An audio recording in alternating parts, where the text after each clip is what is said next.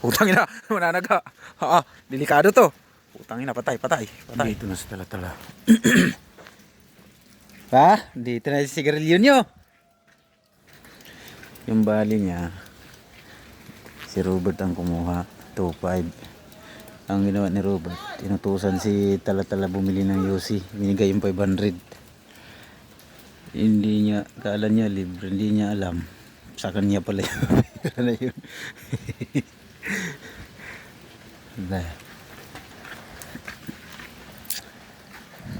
Ang bilis mo pura, ang bilis pag inutusan ng basta sigarilyo talaga eh.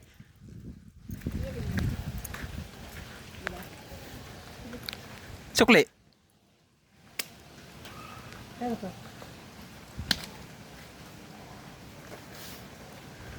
40. Ano to? Di magkano? Di 8 isa. Alam ko yun, bali ko naman to, alam ko yun. Alam mo? Buti alam mo. Hinahataw ko sa kanya eh.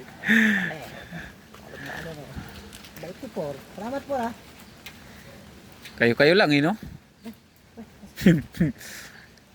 Kahit hindi man lang, wala. Utang ina ka eh. Hindi ka nagsabing hayop ka eh. Tingnan mo, grabe talaga. Grabe Ano talaga. ba yun? 25 yan. Yung laki ng bali ni Purman. Sagad na naman. Wala talaga eh. Sakit ka kumaba. Partida. Pa lang, beres pa lang, wala na to. Partida, tulog-tulog lang yan. Sasagad-sagad pa. Ay, nako.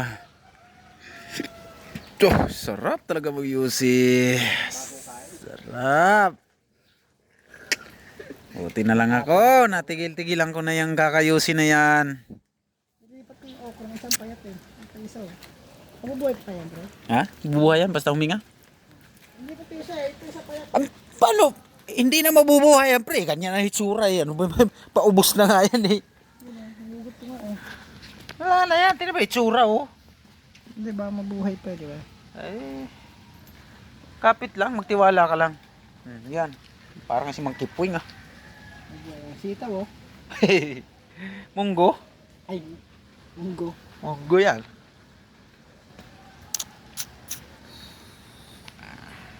Sarap. Naisahan na naman si Purman. Nakatikim din ng libre kay Joseph. Oo. Sa kanyang pira, siya pang bumili. Grabe. Putang ina, mananaga. Delikado to. Putang ina, patay. Takot.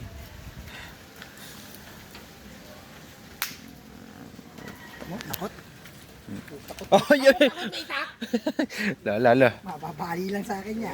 Bungi yan. Suwa mo. Bungi yan. Oo, bungi yan.